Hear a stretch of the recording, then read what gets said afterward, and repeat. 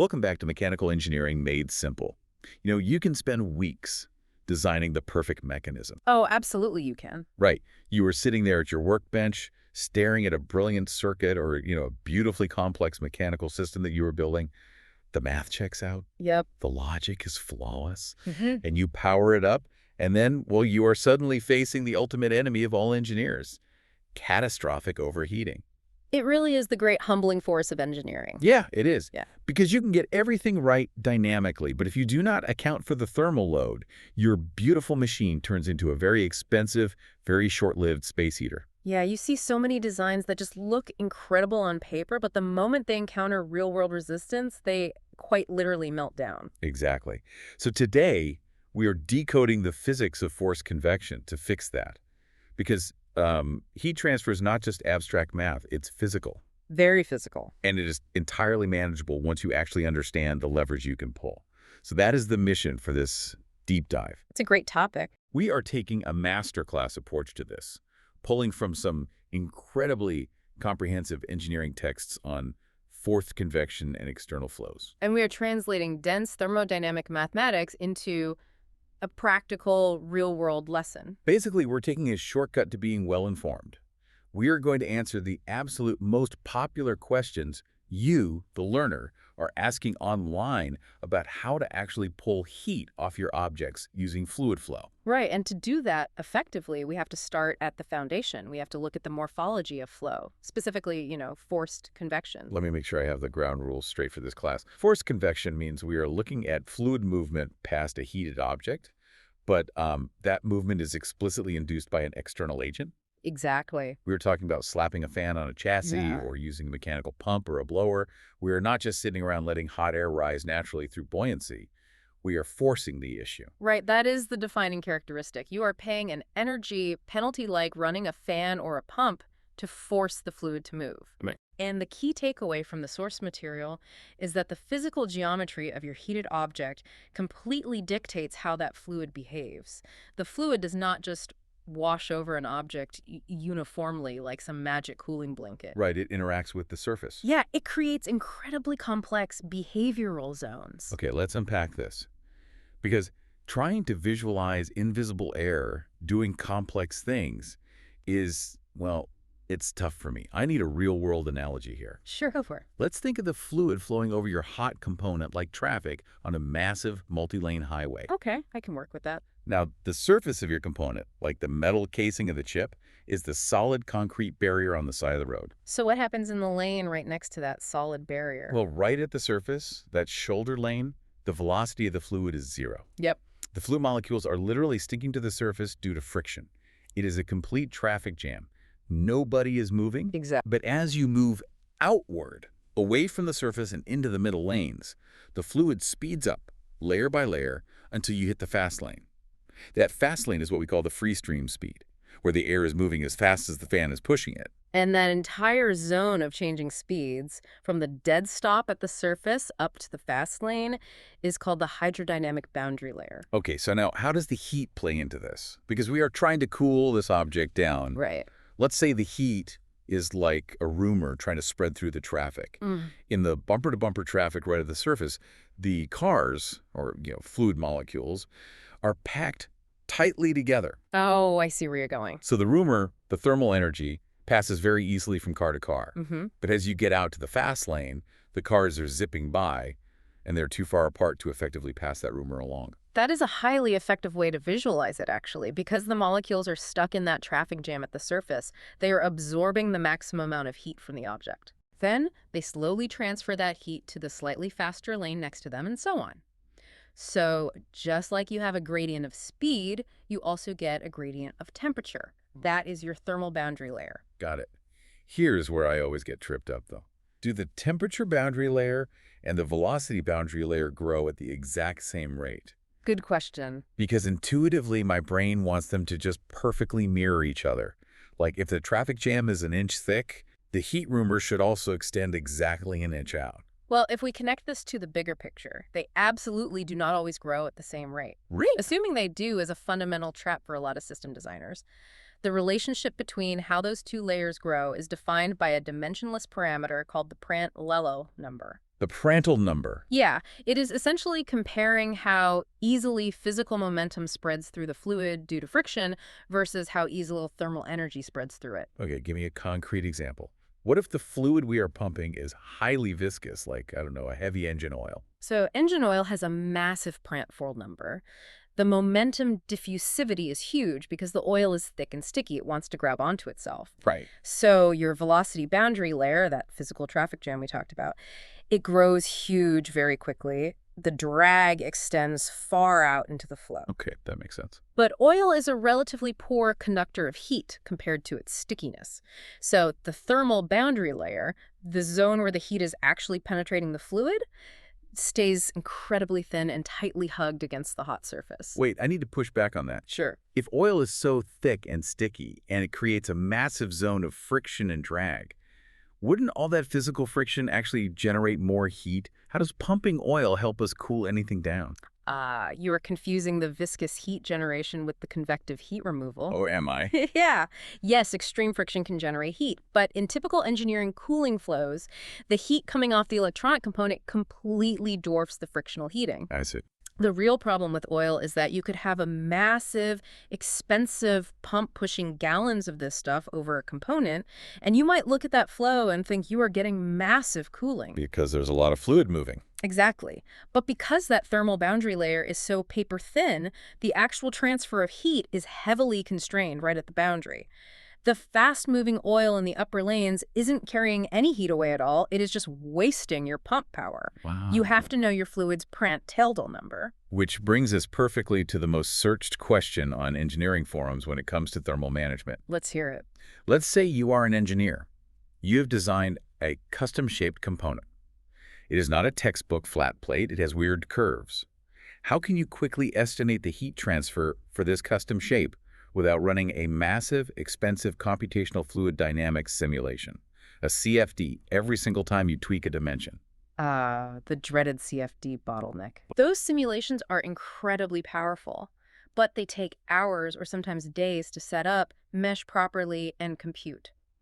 In early stage design, when you are changing dimensions by a millimeter every 10 minutes, you cannot wait 3 days to see if your chip is going to melt. Which is why our source material spends a significant amount of time detailing a stroke of mathematical genius from the early 20th century. Yeah. The similarity transformation technique. Yes. I want to understand this because it sounds like a cheat code for physics. It essentially is a scaling cheat code. Imagine mathematicians like Blasius and Faulkner-Scan looking at boundary layers over 100 years ago, long before computers existed. Right. They realized they had a huge problem. To calculate heat transfer, they needed to know the fluid velocity at every point downstream along the plate. Let's call that distance x. All right. But they also needed to know the velocity at every point moving vertically away from the surface. Let's call that distance y. So they were trying to map a massive two-dimensional grid of changing temperatures and speeds completely by hand. Exactly. But they noticed a pattern. While the boundary layer gets thicker the further downstream you move, the actual shape of the velocity profile stays proportionally the exact same. So the curve of how the speed changes from the surface to the free stream, it just stretches out. You've got it. So instead of having to solve for both how far down the plate you are and how far away from the surface you are, they combine them. Oh, that's brilliant. They squished x and y into a single mathematical variable, which is denoted by the Greek letter eta. By doing that, they created standard mathematical building blocks. So it means that whether you are looking at a tiny 1-inch metal wedge or a massive airplane wing, the proportional math behaves the exact same way. Exactly. And the reason this matters to you, the listener sitting at your workbench, is that it gives us these standard models. We can use the equations for a flat plate or a cylinder to quickly estimate heat transfer for complex shapes. We just need to calculate a few key numbers. Right, the non-dimensional parameters. This is where the real practical engineering happens. Let's walk through them, starting with the Reynolds number. The equation in the text is Reynolds number equals rho times U times L divided by mu. What does that actually tell me about my system? Well, let's look at the physical meaning behind those variables.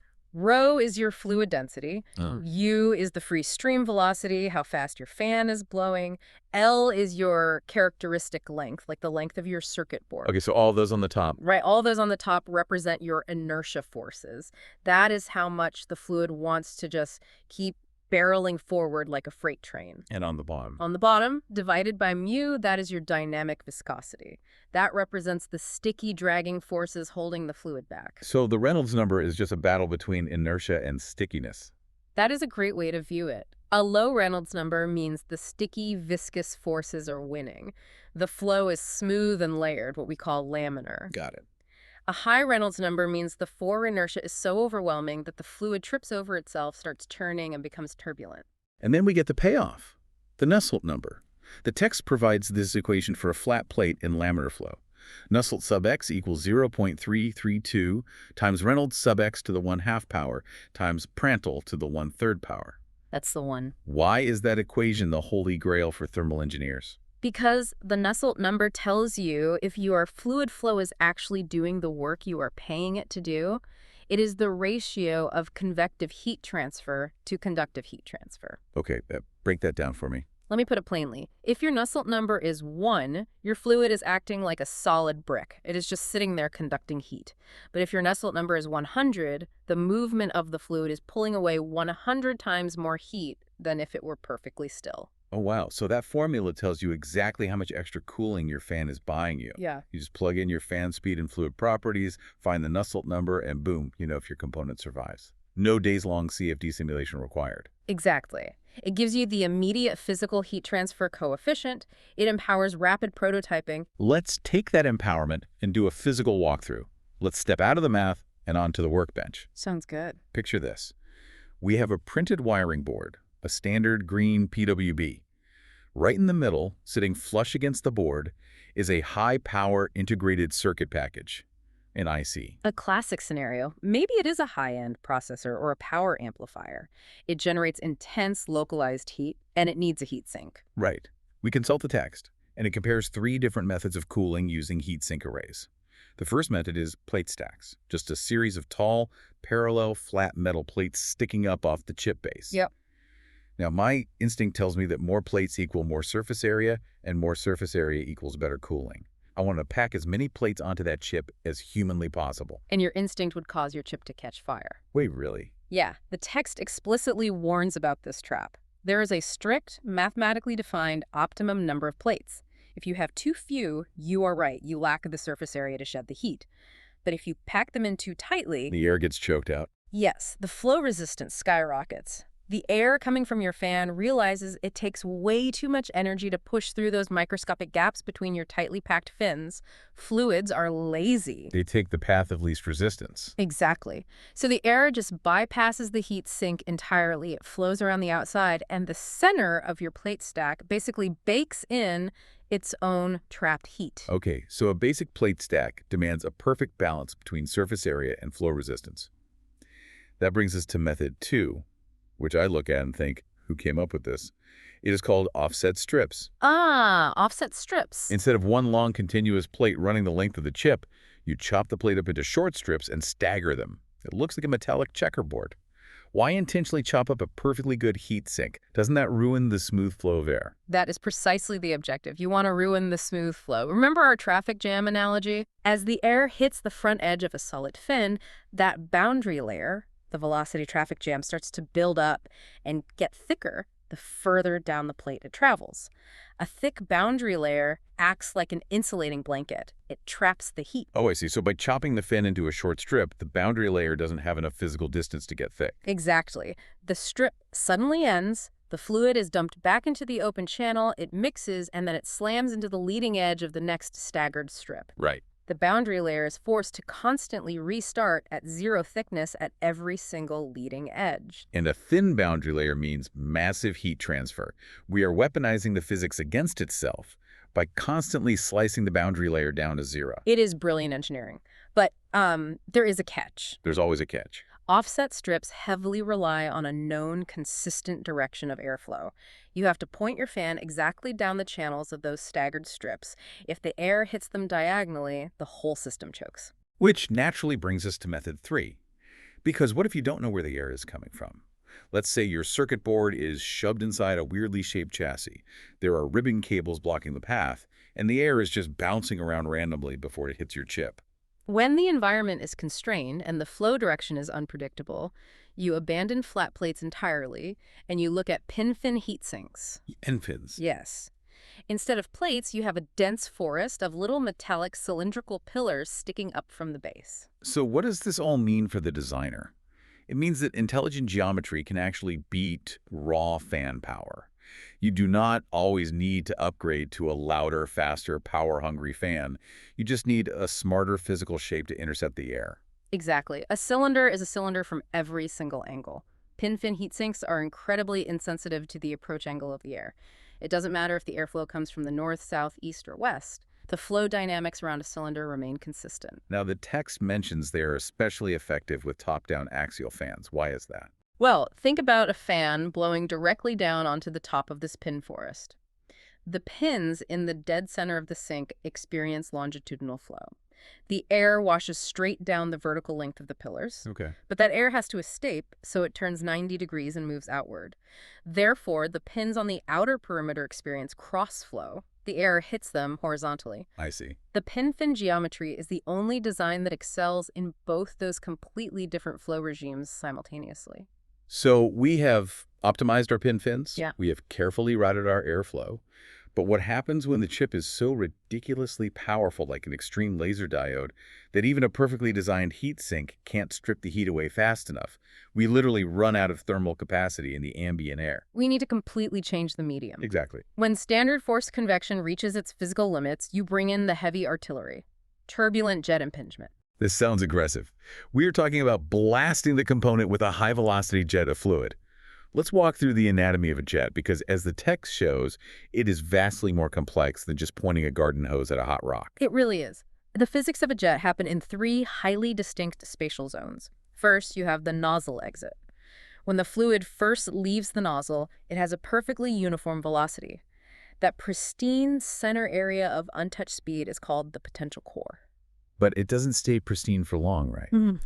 As it shoots out through the ambient air, the outer edges of the jet start scraping against the still air surrounding it. Right. It creates drag. It starts tearing and mixing what the engineers call entrainment. And because of that tearing, that perfect potential core starts shrinking down into a cone the further away it travels from the nozzle. Which is why a nozzle distance is critical. You want your target to sit inside that potential core before it fully erodes. Then, the jet finally strikes the target surface. This is the third zone, the stagnation zone. This raises an important question. What exactly is happening physically at that stagnation point? Because, well, stagnation sounds calm, but blasting a high-pressure jet into a wall sounds incredibly violent. Oh, it is thermodynamically violent. Imagine the mass of that fluid hitting the solid wall. It undergoes an extreme rapid deceleration in the vertical direction. It hits the wall and completely stops. Right. But mass cannot just disappear. All of that high-pressure fluid has to go somewhere, so it undergoes massive acceleration transversely. It shoots horizontally outward along the surface at incredible speeds. And what does that violent horizontal squish do to our boundary layers? It absolutely crushes them. Because of that brutal change in direction and severe horizontal acceleration, the hydrodynamic and thermal boundary layers are squashed to their absolute minimum thickness right at that stagnation point. And tying it all back to our earlier lesson, a near-zero thickness boundary layer means an astronomically high rate of heat transfer. It provides surgical targeted cooling right at the dead center of your hottest hotspot. But the text draws a major distinction between two types of jets. Submerged jets and free surface jets. Help me visualize the difference. Okay, so a submerged jet is discharging a fluid into an environment made of the exact same fluid. Think about taking a water hose and turning it on while you are completely underwater at the bottom of a pool. Oh, gotcha. Or blowing a jet of air into a room full of air.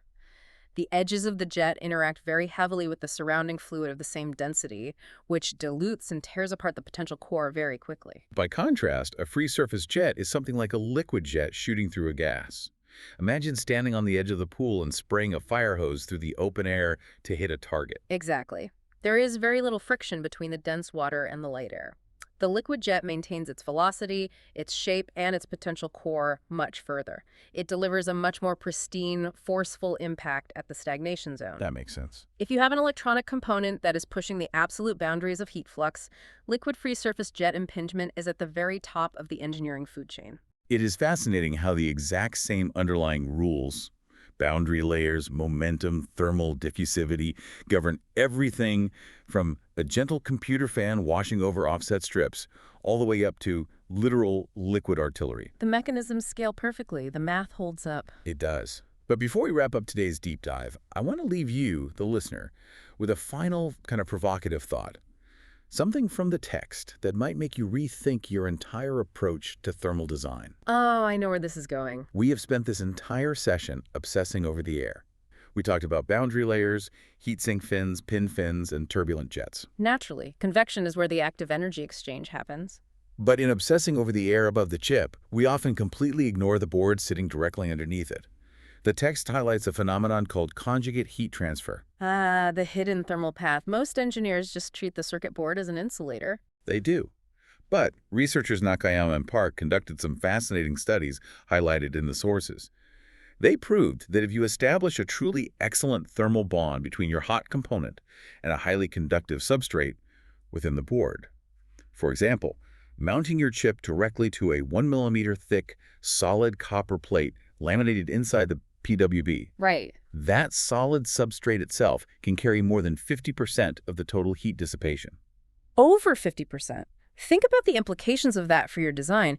You might be agonizing over CFD simulations, spending thousands of dollars optimizing complex offset strip geometries, and sourcing the loudest, fastest axial fans on the market. Yeah. Meanwhile, half of your thermal battle was actually being fought and won by a silent, perfectly still piece of copper sitting underneath the silicon. It aggressively pulls the heat away through solid conduction, spreads it out over a massive wide area of the board, and then allows the ambient air to gently carry it away far from the crowded critical hotspot. It's incredible. So the provocative question I want to leave you with today is this. Are you so intensely focused on moving the air above your components that you are entirely ignoring half of your total cooling potential lying completely dormant right beneath them? It is a critical blind spot. Do not neglect the solid mechanics of your board while you are busy chasing fluid dynamics. A perfect lesson to close out the class. Remember, design junkies master the critical few, or the trivial many will master you. If you're leaving this episode with something you didn't arrive with, drop a comment. Takes you a few seconds, but it tells me this workbench is worth keeping open.